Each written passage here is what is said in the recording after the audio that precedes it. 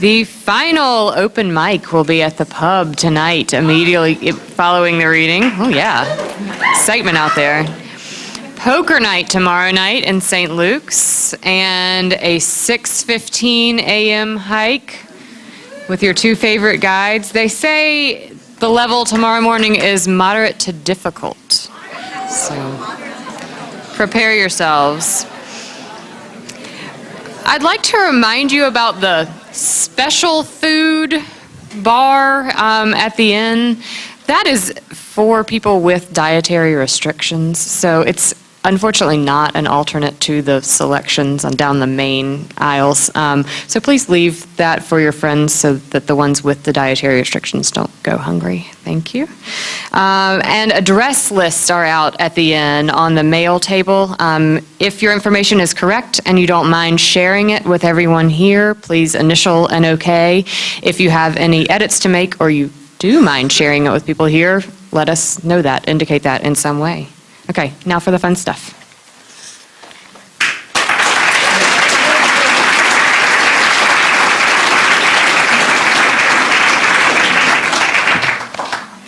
Book raffle.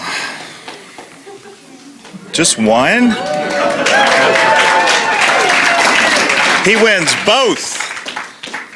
Tony Earley's The Blue Star, Mary Wild.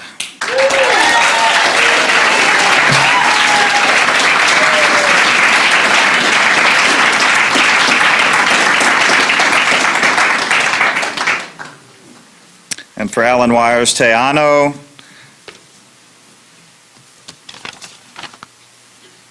Cat. I can't read the last name. Good one.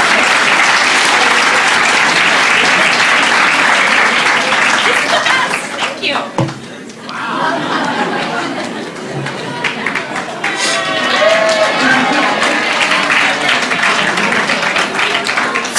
So for the first of, 3 or 4 limerick competitions to come, we couldn't believe that someone could pack in this much syntactical variation, feminine rhyme, dialogue, suspense, and drama as the man, Kent Ippolito.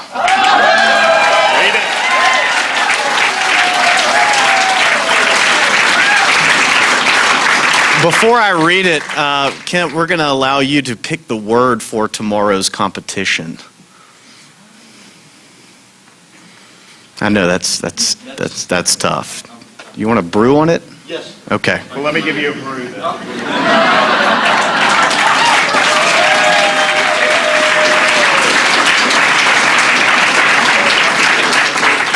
This one, by the way, just is for this. Yeah, read it, Kent. You ready? Its sense of Irishness is amazing too. Here it is. Of a dark summer evening, fair Bridget was starting to giggle and fidget. But when young Brendan kissed her, she cried, "Ouch there, mister," and then, "Ugh, flip me over, you idiot."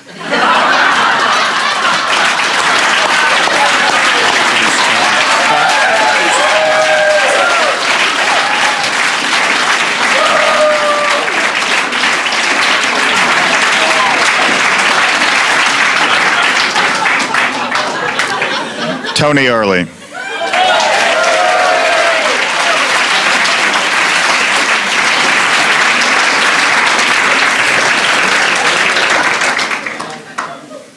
Thank y'all. It's always a pleasure to be at Sewanee, and I'm feeling a little nostalgic tonight because I just realized the other day that I first came here in 1994. This is my 20th year.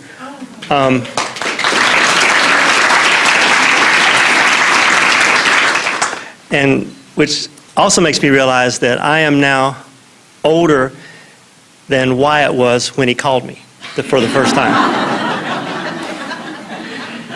That puts me in the vigorous prime of life. It makes Wyatt, well, old.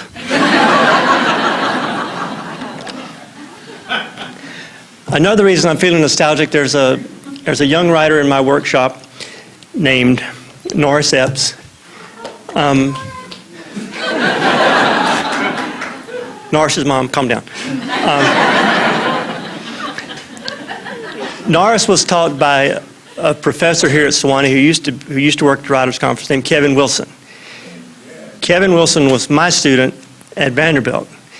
This afternoon, my mentor at Alabama, Alan Wire, read. So there are 4 generations of us.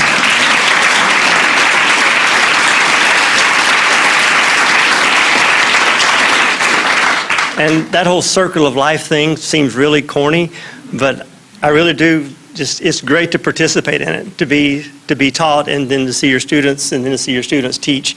So anyway, I enjoyed, where's Alan? If he didn't come, Alan. It's an honor to read with you today. Okay, I'm going to break several rules here. I'm reading from the last third of a novella, which closes a book. And so I'm going to have to gloss like a poet to get you through this. The main thing you need to know is that the protagonist is the Appalachian version of Jack the Giant Killer. There's several folk tale collections in which, they're the Jack Tales. Anyway, Jack is being chased by a talking, rabid dog. It's metafictional in that Jack understands that he is a character in stories. The dog wants to kill him because nobody tells Jack stories anymore. And so the dog is just kind of erasing all the characters who are no longer important. Now here's the tricky part.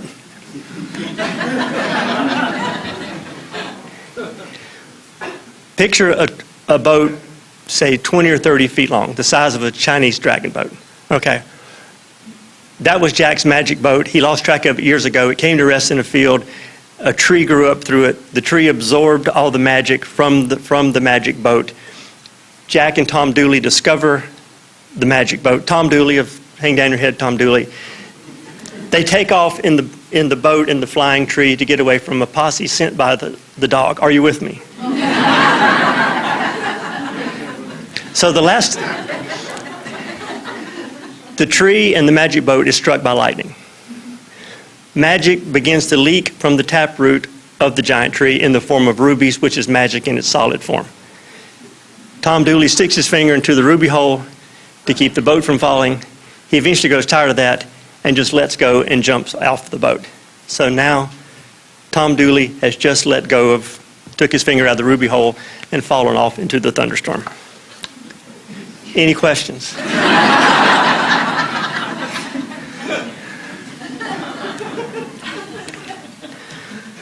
Before Jack finished wondering if Tom Dooley had hit the ground, the taproot belched out a clot of rubies and the boat dropped far enough to yank a holler out of Jack. Without thinking, he leapt feet first through the bottom of the boat and on through the root jumble, hooked his legs on the trapeze root and jammed his finger into the ruby hole. What is hard about that? Although the boat now floated steadily in the squall, he found himself pondering the same predicament that had stymied him while Tom Dooley was the one who stanched the ruby bleeding, namely, how to get down from the sky. As he hung upside down, his head pounded and his feet numbed and his finger throbbed and he shook in the downpour, and when a rogue hailstone caught him in the testy parts, he let loose a malediction of blasphemous execrations worthy of the most degenerate giant. At least the cloud had stopped shooting lightning at him. Just as the idea of ending his own tale with what he now thought of as the Dooley solution flickered in the far darkness of his considering, it occurred to him that he might lower the boat by letting a few rubies at a time drip from the tree. The plan worked well enough, but he couldn't grow used to the lurching in his gut each time the boat jerked, even though he knew it was coming. After a while, he began to worry that the tree would run out of rubies before the boat lit on the ground, and that he would be squashed into jack jelly when the tree landed on top of him. Lost as he was in the deluge, unable to gauge or guess at his altitude, he also worried that even if the tree didn't run out of rubies, he would still be mashed into mush if he didn't see the ground coming up in time. The rubies themselves proved irksome. They didn't fall once they squeezed from the tree, but instead floated around Jack's head like a swarm of glittering gnats worth, in his estimation, upward of $1 bazillion. He tried cramming a handful into the bib pocket of his overalls so as to sell them later, but had to let them go when he almost floated away. Thus, the greatest treasure hunter in the history of the high country was reduced to waving away from his face the greatest gob of gemstones he had ever laid eyes on. If only he could have gotten his feet on the ground with a couple of pockets full, he would have been able to set himself up in the biggest king's castle in the countryside. Jack had no idea how far the boat had descended, and he had grown almost bored with the process of bleeding the taproot when the last of the magic rubies was birthed from the wounded tree. He stared in disbelief at the hole until he felt the boat falter. Then he scrambled out of the root ball and up the tree trunk, squealing like a kindled witch. He wrapped his arms and legs around the tree's biggest limb with no inkling how far he was about to fall. The boat dropped like a golden egg out of a goose, but turned out to be only a two-headed giant or so above the ground when it fell. It was also dead aimed for the roof of a tiny house. Jack had only a second or two to close his eyes and brace for impact. The crash sounded as if the whole valley of Ezekiel's dry bones had broken at once, but the tree remained providentially upright. Jack was none the worse for wear. The boat and tree, however, had smashed the house into a pile of mayhem and midden approaching the smithereen. From his perch in the tree, Jack spied in the rubble half a burnt-looking cornbread pone, the intact globe of a kerosene lamp, a disemboweled feather pillow, a Sunday school quarterly wrinkling in the rain, a wrecked wardrobe chomping a pair of overalls, and the lower part of a woman's leg, shot in a worn brogan laced halfway up, sticking out from beneath the brick pile formed by the toppled chimney. "Hello, the house," he called to the shoe, neither expecting nor receiving a reply. Jack first hoped that the leg in the boot belonged to a robber's wife, which would spot him tolerable time to run away, given that robbers never came home until midnight, some nights as late as 1 or 1:30.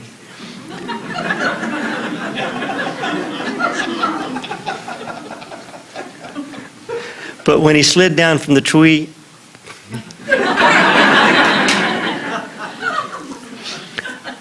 I forgot to take my retainers out.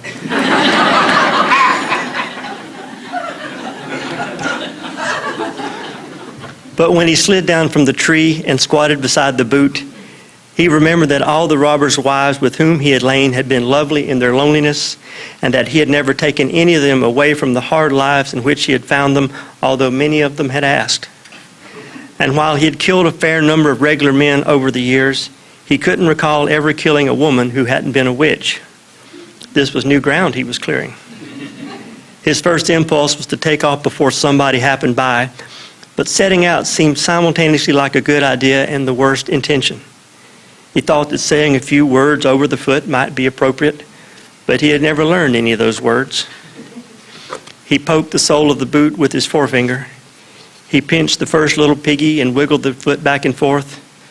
Finally, he whispered, "Sorry to bother you, ma'am," then stood and turned and picked his way through the wreckage, forlorn and baffled. Although the killing the woman hadn't been his fault exactly, he was starting to believe the maidens in the wheat field had been right about his character or lack thereof. And it did not, in fact, occur to him to dig the woman out. Around the house yard stood a passel of paltry outbuildings peculiar in their decrepitude. Each of them tilted so far toward toppling it seemed miraculous not one of them had fallen over. No two of the hovels canted in the same direction, which made them dizzying to contemplate. The door to the outhouse, the most upright of the shacks, banged open, and the old man stomped out into the rain, into the mud sop, struggling to pull up and secure his overalls while surveying the shambles. "Dag nabbit, Jack," he spat. "Can't a feller even loosen his dung bung without you dropping out of the sky in a stricken watercraft and busting up his living house?" "Oh man," Jack cried, "it's you. You're alive. I ain't seen you in forever and half a while." "No offense," the old man grumbled, "but I'd be a heap better off if you wasn't seeing me now." He walked to the door stoop and surveyed the shock of scrap that had lately been his house. He studied what little remained of the flying boat. He gazed into the top of the dead tree. He considered the fallen chimney. He turned and pointed a long, yellow-nailed finger at Jack. "You have visited carnage upon me," he said. "You have wrecked my real estate and busted up my chifforobe."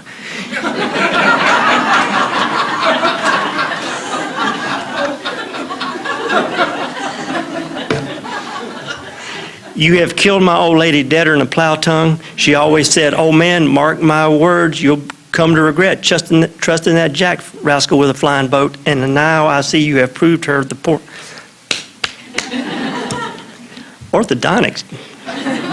She always said, 'Oh man, mark my words, you will come to regret trusting that Jack rascal with a flying boat.' And now I see that you have proved the poor thing prophetic. Bless her heart."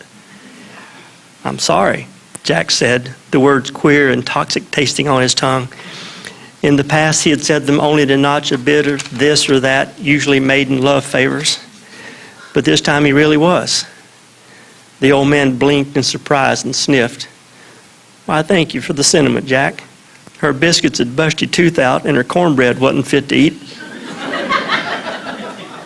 But she was a good old witch and I loved her."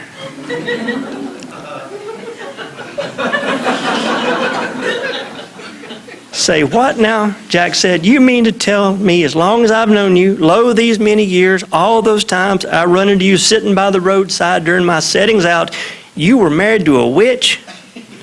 The old man scowled. "Who else you think I'd be married to?" "Not a dad-blame witch," Jack cried. "You know how I hate a witch. I spent my whole career trying to cull the coven." "Then you might as well cull me too." Jack grabbed his head and twisted it back and forth. "Oh, no," he moaned. "Not you. Please tell me you ain't a witch. How could you betray me like that, and you the nearest thing to a friend I ever had?" "Doggone it, Jack. I ought to spell you right now for saying such. Where do you think all them magical implements I give you come from? You can't go down to the crossroads and buy a truck like that in the store. I made and spelled everything I give to you. You see them sheds falling over empty?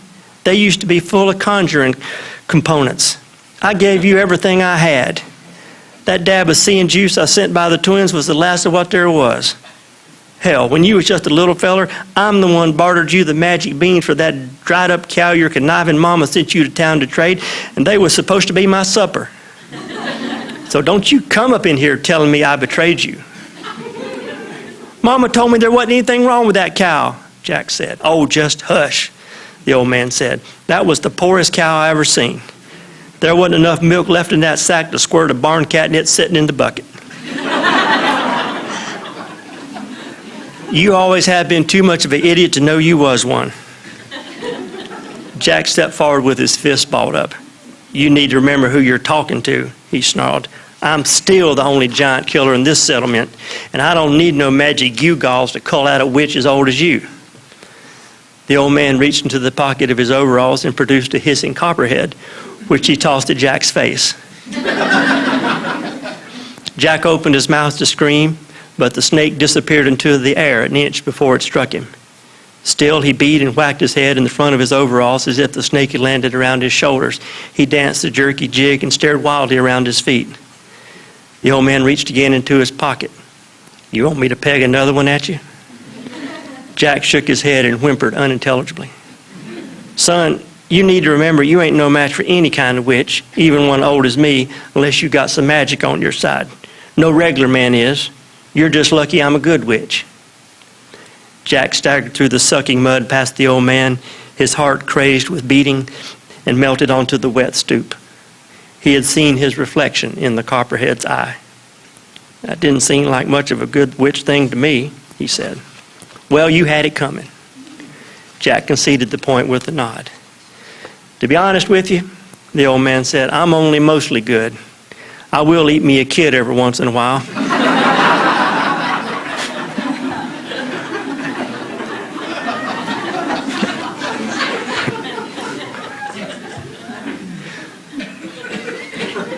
But only the bad ones that sass their mamas and don't say their prayers. Now, the old lady, she had a sweet tooth for virgins, and I had to hide her broom come full moon time. Her people was all bad witches. Did I ever run up on any of her people? Let me see. You killed 3 of her cousins in that haunted mill just this side of Argyle, and you disfigured one of her great aunts up by Grandfather Mountain. It was sometimes a source of disharmony between me and the old lady. The nature of my calling. Jack shook his head. I don't know how come you to spend all those years and spells and truck helping me when you could have boodled up all the treasure for yourself. You could have been the one diddled the maidens and flummoxed the giants and stole the gold and soared around in the flying boat with Hardy Hardhead and the well boys. Why, you could have used your magic to make yourself king of the settlement. Jack, you ain't going to understand a word of this, but being a king didn't interest me none, and I never developed a taste for treasure. But making sure no harm came to you once you set out, that there made me as rich as I ever cared to be. A nameless cry laddered up the inside of Jack's rib cage toward the light. But I'm ethically challenged, he said. You are that? And I never think about nobody but myself. You do not. I don't deserve a single thing you ever give me.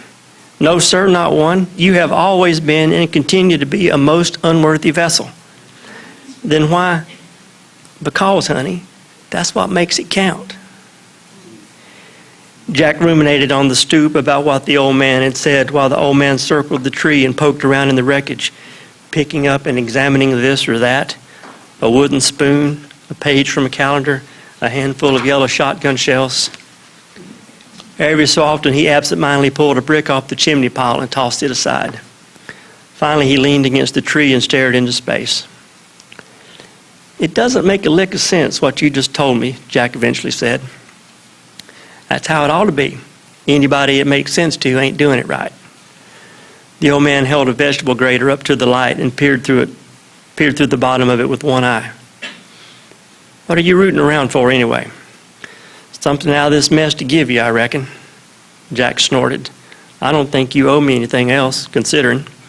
You're right, I don't owe you a thing, but now that it's clearing up, you're going to need to set out here pretty soon. Jack hadn't noticed that the rain had stopped. He stood and stared up at the sky. The clouds still pondered by just above the level of the treetops, but white shreds of it had begun to waft loose and skim away.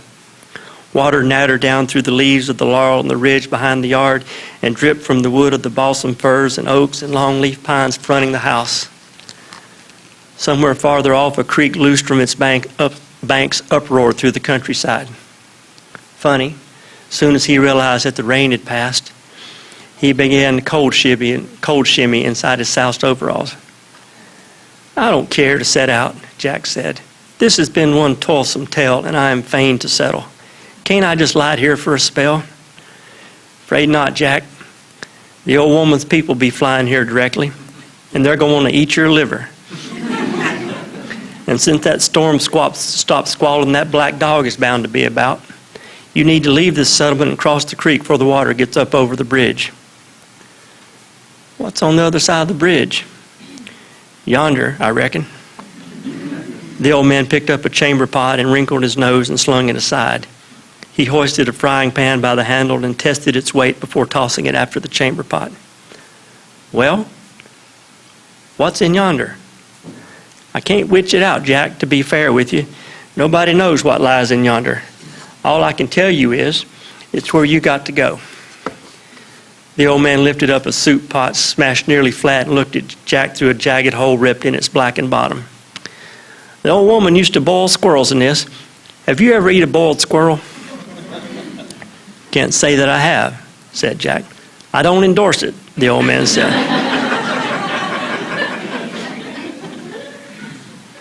He dropped the pan onto the rubble at his feet and gave it a kick. So, what happens if I don't cross the bridge? Jack asked. What if I don't go to yonder? Last time I tried to cross a bridge, all hell broke loose. Jack, honey, listen to me. I hate to say it, but you don't matter up in here no more. Your name is almost forgot. If you stay in this settlement, the black dog's going to run you to ground and nobody will never hear tell of you again. At least in yonder, there might be a new tale for you to set out in. Surely a character with your qualifications is bound to catch on to some kind of story. Jack considered the proposition. He was still that Jack enough to desire whatever attention he might find setting out in a new settlement, but he wasn't sure he had the courage to cross the bridge. What if worse things happened in the stories over there than the bad things that were happening over here? And worse yet, what if there weren't any tales over there at all? You think I might turn into a regular man over there? The old man cocked his head and considered Jack for a spell. Well, that's a thought, he said. Or you could stay a story man and a giant could gobble you up in one chomp like you was a hush puppy. Ain't no telling. The old man picked up an eyeball in a saucepan, then tossed it over his shoulder. I'm afraid to go to yonder, Jack said, surprising himself. It was the first time he had ever said those words out loud. Well, you ought to be. The old man pawed into a splintery pile of roofing shakes and extracted a 5-gallon wooden bucket that looked as ancient as the old man himself. Its slatted sides were gray and splintery, its rope bell frayed. The old man lifted the bucket triumphantly and grinned. He picked his way out of the wreckage and presented the bucket to Jack. There you go. Jack looked down at the pail, then up at the old man. It's a bucket, he said. Well, it's all I got. Just hush and come on. The old man led Jack up through the yard toward the ridge, where behind the last of the empty outbuildings he showed Jack a water pump. Fill it up. Is it magic water? No, it's just water. Go on, pump. All the way to the top now. The pump handle screeched each time Jack lifted it, but a staunch stream of water spurted from the pipe nonetheless. Astonishingly, the pail didn't prove porous. When water began to spill over the lip, Jack grabbed up the bucket and put it back down. Old man, he said, a 5-gallon bucket filled with water makes for a portly pail. Do vessels such as this one come in a smaller displacement? The old man stared at Jack. No, he said, with clear distaste. Well, how about I pour out half this water, in effect make it a 2.5-gallon bucket, travel-sized. Listen at you, the old man said. These are dark days. He turned and started down the hill. It ain't no silver sword, I'll tell you that right now, Jack mumbled to himself. He picked up the bucket and scuffled after the old man. Both men stopped to gaze at the dead tree growing up out of the house rubble. Day law, the old man sighed. Ain't that a sight? He continued down the hill toward the woods, but Jack stayed where he was. Oh, don't tell me I gotta set out through a forest, Jack whined. You know nothing good ever happens in a forest.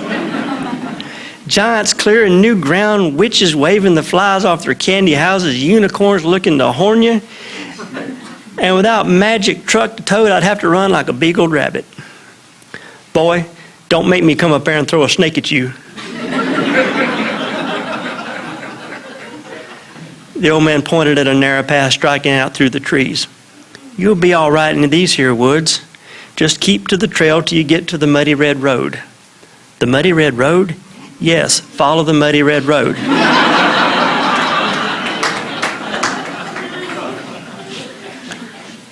Follow the muddy red road. Correct, but let's not say it again, the old man warned.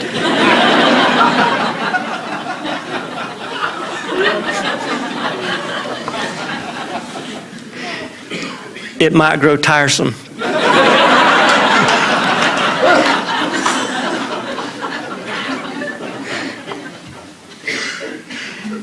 Jack gazed down the darkening path. From the distance came the continuous breathing of water roar. I don't want to go down in there, he said.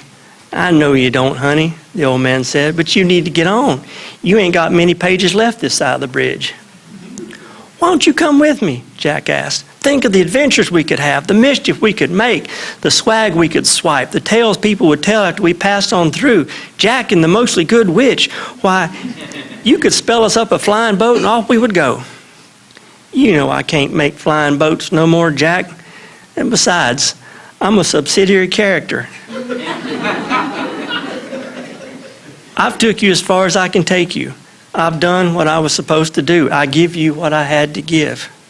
He pointed at the pail. And whatever you do, and you listen hard to me here, boy, you keep that bucket full of water. You hear me? I will, I promise, Jack said. and it will grow wearisome heavy. I am sorry about that.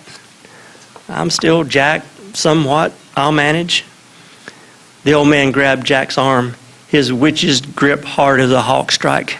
His eyes bleared over with tears, and his chin began to jitter. Jack, he began. He swallowed hard and started over. Jack, if I'd ever had a son of my own, I would have wanted him in some ways to be a little like you.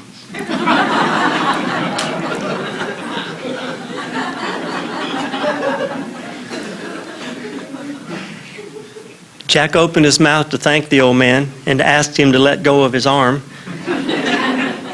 But the old man vanished as suddenly as the sisters in the wheat field, as thoroughly as Tom Dooley into the tempest. He whirled around, slopping a little water out of the bucket as he spun, searching this way and that, but he found that he was alone. "God dog it," he said, "I'm getting tired of that trick."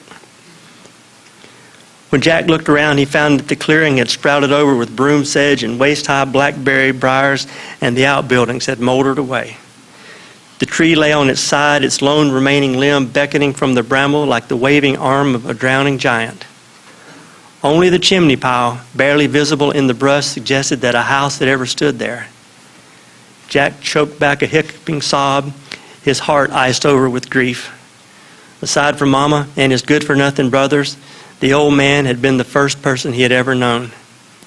Sometimes, as he sidled into sleep, it seemed as if there had been another, a somebody else, calling his name, but he was never able to find her. Just as he stepped onto the forest trail, he heard behind him the unmistakable thump of a brick hitting the ground.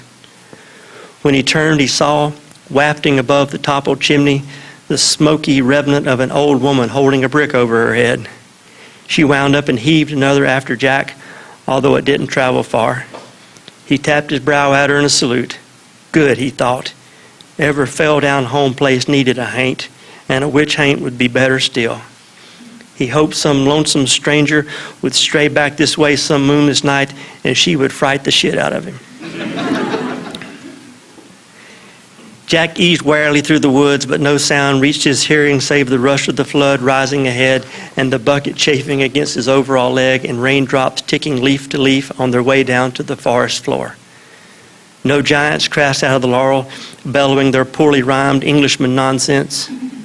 No witches stepped onto the trail smiling their snaggletooth sex smiles, cooing their murderous invitations.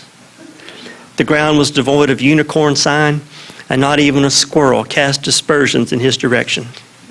It was disorienting, traveling through a dark forest without running up on something that needed to be outsmarted, diddled, or killed.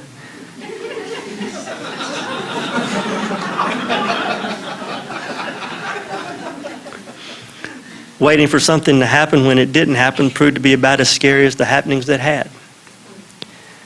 By the time Jack reached the muddy red road, his shoulders were searing from boosting the bucket, and the skin had begun to peel from his palms. He put the water down, cupped his hands, and took a long drink from the pail. What difference would one drop make? He was, after all, toting water to a flood. Jack couldn't yet see the cataracting creek, but the pounding sounded nigh. He stood on the roadside and looked this way and that. Which way was up the lane and which way was down? The old man had told him to follow the muddy red road, but hadn't told him which direction. It was just like a daggum witch to make a riddle out of something as simple as turn left or turn right. And the bridge was as likely to be upstream as it was down. Then Jack noticed the black dog's tracks headed down the pike, or up, depending, in a rabid path straight as a plumb line. Each of the prints was as wide as a pie plate, with claw marks long as penknives. His first impulse, of course, was to light out in the opposite direction. Since the black dog was looking for him, going where the dog wasn't seemed only intelligent. Intuitively, though, he knew that in order for this tale to reach its denouement,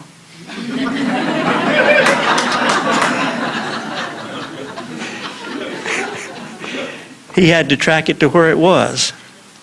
In the cruelest of conundrums, he had to cross the bridge to get away from the dog, while the bridge was exactly the spot where the dog would be. And he had to get to the other side before the flood made the crossing impossible. Jack glanced at the bucket sitting at his feet and briefly considered leaving it behind. Typically, he never bore any load more burdensome than a bite of dinner. but it was the last thing the old man would ever give him, and worth carrying for no other reason. He hefted it with a wince and set out after the dog. The road mud measured ankle deep, and within steps it mounded around Jack's boots into blocks of mire roughly the size of baking weight possums. I wrote that for Morris.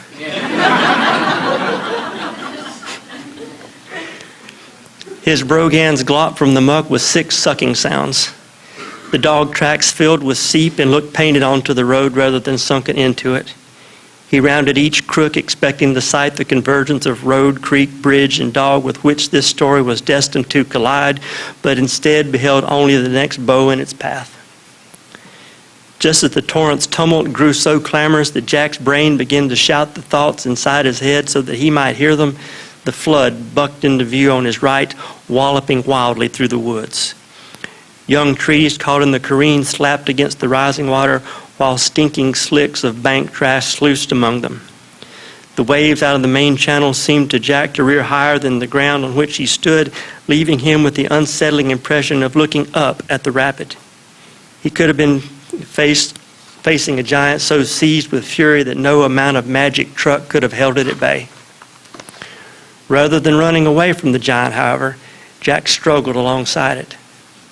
He wrenched one foot at a time free from the ooze, and the bucket banged at his knee. The mud prevented him from quickening this clumping pace, and he watched with rising worry as the water lapped ever closer to the road. He hoped the bridge was a high one with mighty timbers and planking cut from ancient trees. A galvanized wash tub rode regally atop the rapid as it shot downstream, chased by a hat box. A pair of raccoon kits clung forlornly to a sweet gum swaying 20 yards out in the current. The body of a yellow cat bobbed in an eddy atop a sodden platter of broom straw and sticks. Jack spewed profane invective at the old man for abandoning him in such a place. When Jack spied the dog, he stepped behind the nearest tree and scouted the situation with the cool eye of a practiced plunderer. The dog paced stiff-legged before the approach to a narrow wooden bridge that spanned a wide hollow almost topped by the fusillading flood. The dog was behaving strangely, even for a talking beast. Every few feet it stopped pacing, shook one of its paws, looked back over its shoulder at the heaving creek, and started pacing again. Across the bridge, the muddy red road disappeared into the yonder woods, which to Jack looked no different from the woods of the settlement, but reappeared in the distance, switchbacking up a green hill toward an edifice at the top that Jack could not identify. The building was 1 story high and 3 stories long and seemed to be made out of metal. If it was a castle, it was the strangest one Jack had ever seen. The sight of it, however, inexplicably jolted his heart with joy. He didn't know what the container contained, but was certain that it toted treasure of the rarest kind, the richest he had sought in all his setting out, the hoard he had hoped for all of his days. And it seemed to him, too, in a way that he could not explain, that the treasure it held had once been his. But his longing for it made little sense. Jack was not the nostalgic type. To him, one kind of boodle was as good as another, and all of it was easier to spend than to shoulder. Yet he knew that if he ever got his hands on the treasure in the metal box, he would never let it go. If he ever made it to the top of that hill, he would never come down again. He switched the bucket from his right hand to his left hand and attempted to form a plan to get himself across the flood unchewed. All he came up with was walking toward the dog, hoping that he would think of something along the way. As far as plans went, this one seemed ill-considered even by Jack's lax standards. I needed warnings about something here. The dog, when it talks, it inexplicably sounds like Mark Strand. I don't know why that is.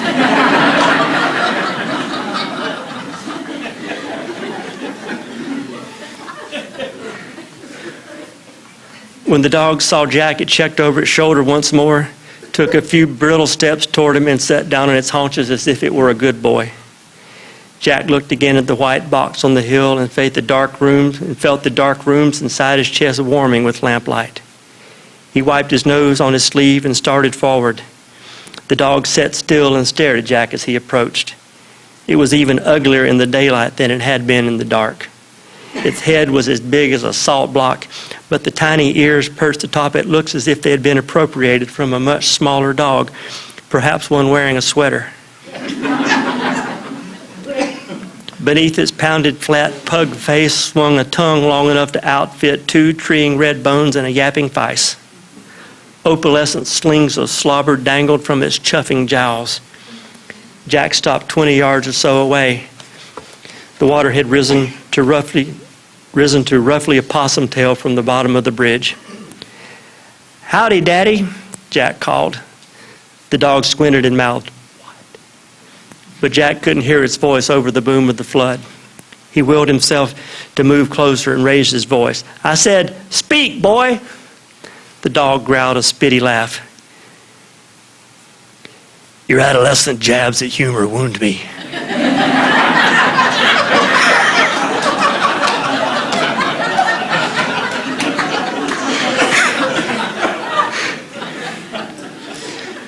"Good dog," Jack said. The dog cocked an ear slightly toward the water boom, took 3 steps forward, and sat down again.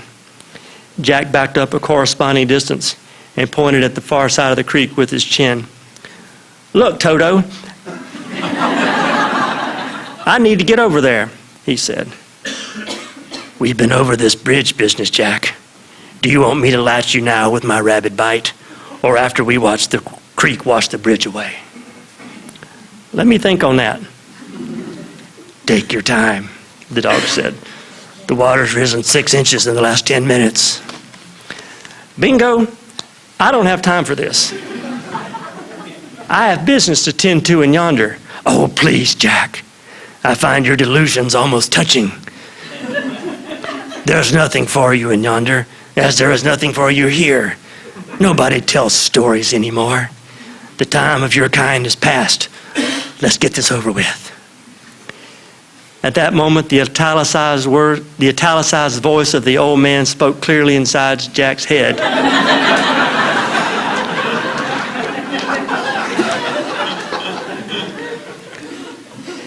"Jack, use the bucket."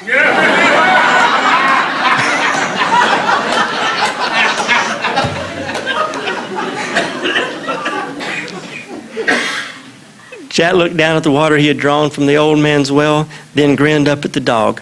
"Bless you, old man," he thought. "What's in the bucket?" the dog asked. "It," Jack said. "What's it?" "It says not to tell you." "I'm not stupid," the dog sneered. "Pronouns don't talk."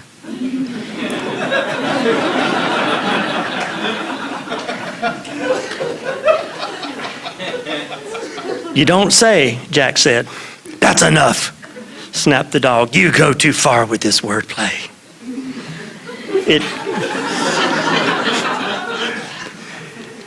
It craned forward and snuffled loudly. "Truly, what's in the bucket? Tell me now, or suffer for your reticence." It stood slowly, its hackles high. As it growled, a bouquet of slobbering foam bloomed from its nostrils and mouth. Behind the dog, the flood had almost reached the bridge deck. "Okay, Sparky, you win. It's water." The dog's spine ridge unhackled. It looked at the bucket, then up at Jack. It backed a step toward the flood. One at a time, it lifted and shook its paws. "I don't believe you," it said. Jack carefully poured a small stream from the bucket onto the ground. "That's water, all right," Jack said. "Cool, clear water. Now I know why you didn't get after us in that rainstorm." "It's a venomous substance, water," the dog mused. "My burden and my bane. I thirst, yet I cannot drink. I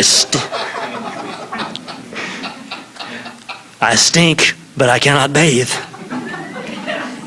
It runs as acid through my dreams."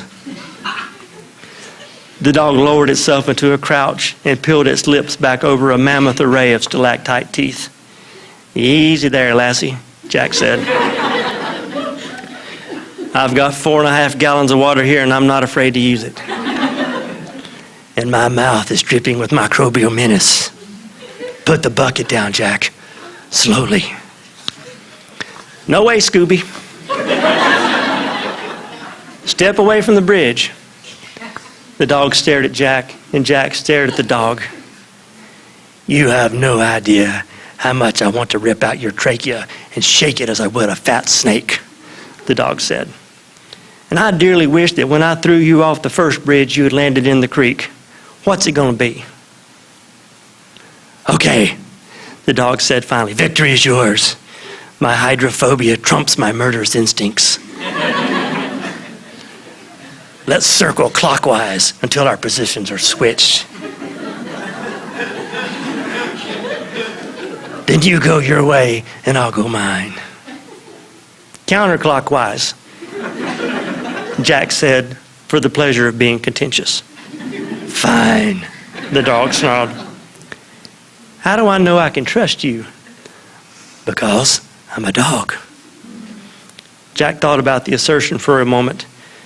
Dogs were a shit-eating, chicken-killing, leg-humping lot.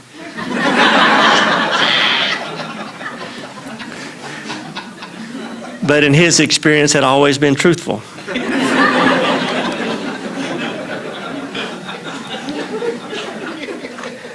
That seems about fair, he said. The dog took a slow step to its right. Jack stepped to his right. The dog took another step, and Jack matched it. When they faced each other halfway through the circle, the dog grinned wickedly. I hope you can swim, it said. I always did hate a talking dog, Jack said. He stepped forward and pitched the bucket full of water into the dog's face. The dog screamed and flopped to the ground and writhed in the mud and tried to wipe the water out of its eyes with its paws. To Jack's amazement and disgust, the skin of its face peeled away as if it were a robber's mask, revealing the marbled bands of gristle grinding its great snapping skull. Its pelt steamed sulphurously and slid from its broad back. Jack, you have rendered me, the dog cried. We had a deal.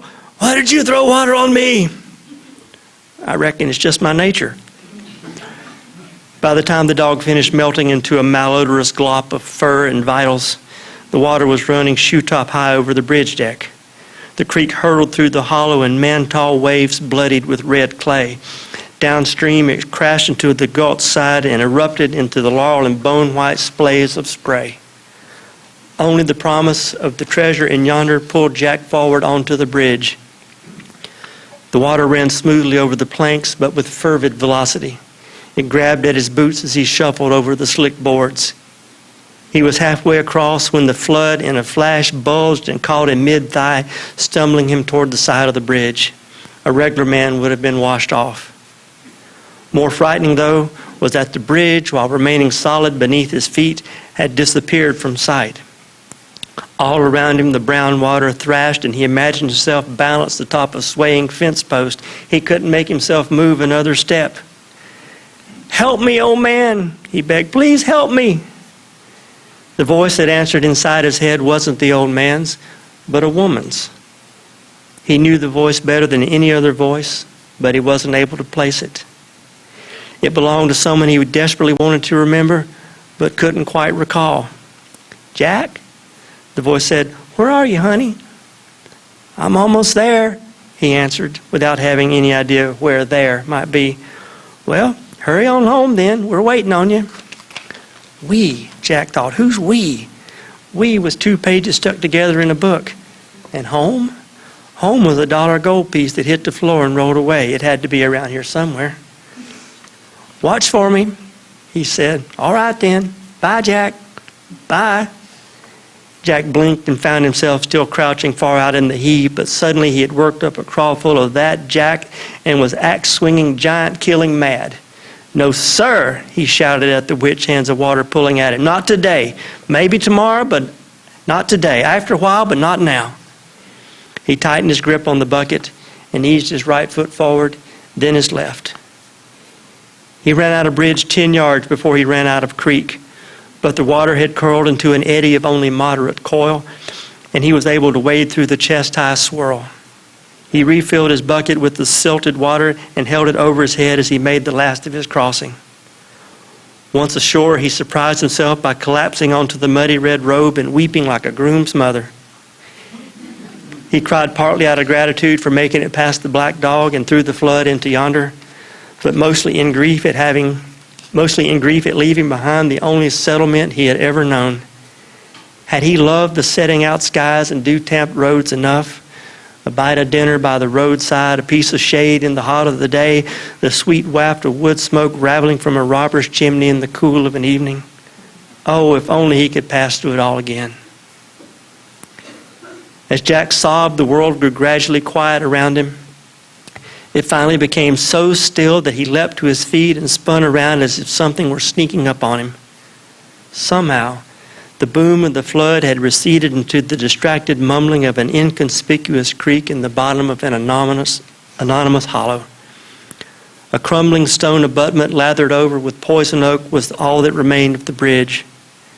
Across the creek, the green, dark wood of white oak and pine and laurel and fern through which he had just passed had been lumberjacked from the settlement, leaving no trace. In its place, a rough scrub of briars and alder bushes and twisted Virginia pines scraggled the ridges for as far as he could see. You might flush up a rabbit in a waste like that, Jack thought, but you'd never roust out a unicorn. He blew his nose out onto the ground and thought, well, if I chop on this too long, I will surely die. He was where he was, and he would go where he would go, and it was time to get on with his getting on. He turned away and set off up the muddy red road into yonder, leaning on his left to balance the bucket he carried on his right, and never once looked back at the settlement. Jack had traveled no more than 100 yards up the hill when a familiar-looking black cloud moiled up behind the white treasure box on the summit above him. Surely that anvil-headed son of a bitch hadn't turned around and come back after him. But it inflated at such a precipitous clip that he thought maybe it had. At the first far-off stomps of thunder, Jack gave up on the switchbacks and cut straight up the hillside. The slope was steeper than it had seemed from the road, and the wet grass was slick. The rising cloud was as black as the inside of a box turtle. Jack estimated that the part he could see was already 2 mountains and a 3-headed giant high, and the damn thing was still rising over the hill. He spied that the treasure box had doors and windows, a sight that heartened him. Maybe the door wasn't locked or didn't require magic spell words to get it open. Did magic spell words even work in yonder? He had nearly reached the top of the hill. The treasure house was within a rock throw when an unfamiliar oppression of tiredness settled on him. He set the bucket down to catch his breath. The coming cloud roiled like boiling blackstrap. Lizard flicks of lightning snapped at the far side of the hill, followed almost immediately by rifled rips of thunder. When he reached again for the bucket pail, the words "window unit" cleaved his skull with such force that he dropped straight to the ground, where he moaned and wept and scraped at the dirt with his heels and clutched at his head, afraid that brain slot was sludging from his ear holes. Window unit, he thought. What the hell is a window unit? But then he was standing on a chair in front of an icy blast of air, looking at numbers. When I turn it toward 1, it gets hotter. When I turn it toward 10, it gets colder. 1, 2, 3, 4, 5, 6, 7, 8, 9, 10. 10, 9, 8, 7, 6, 5, 4, 3, 2, 1. He turned it back to 10 and pulled up his shirt and pressed his belly against the air holes. It must have snow in there. Mama said, "Jack, you get down from there and stop messing with that thing before you break it." Window unit. And then other strange words hacked into his brain. Microwave, fanny pack, labradoodle.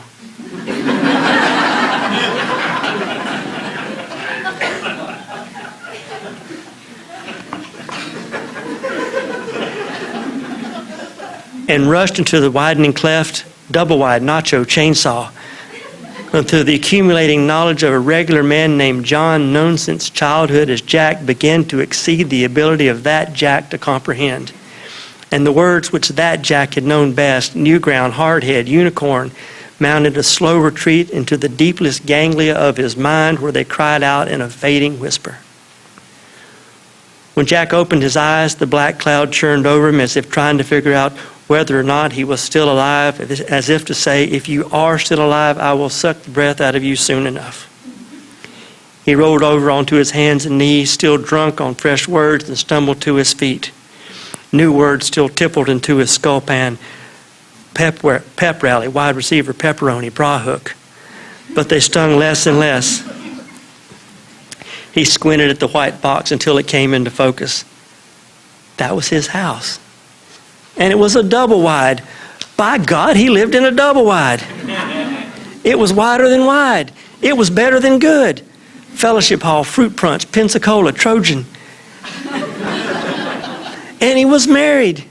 He was married and he lived with his wife in a house that was better than good because it was wider than wide. He grabbed up the bucket and staggered forward. He almost made it into the yard when he pulled up short and set the bucket on the ground. Well, sow shit, he thought. He couldn't think of his wife's name.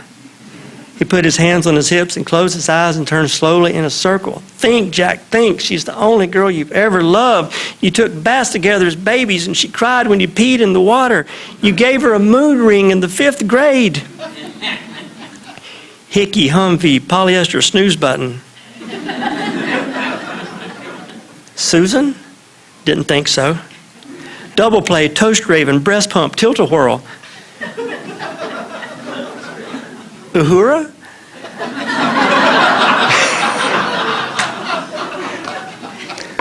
Nope. What did he call her when he told her good night? What if she didn't even have a name? Yosemite, pesto, goldfish, bass boat. Dadgummit, he hoped she'd be wearing a name tag. The black cloud had grown so tall that Jack could no longer see its top. It dropped a sniffing hound's snout from its trailing edge. Uh-oh, he thought. That ain't good. Jack caught up the bucket with the creek water and hurried through the yard. He jumped onto the small porch and jerked open the door. It was dark inside. The first thing he saw was a bald man wearing suspenders talking inside a picture frame on the wall. A witch must have sneaked into the treasure house, but what kind of witch lived in a picture frame? Then he saw her. Jill. Sweet Lord. How could he have forgotten Jill? Jill, Jill, Jill. That one word would be a fair trade for all the other words he had ever known or would know. After he had lost her, he had searched for her for so long he had forgotten what he was looking for. All that setting out. It felt as if he had been looking for her for centuries, but how could that be? When Jill saw him, a web of worry lifted from her face. Jack, honey, where have you been? She pointed at the bald man talking in the picture frame. The weatherman says the radar's got a hook echo on it. He held up the bucket. I fetched you a pail of water, he said.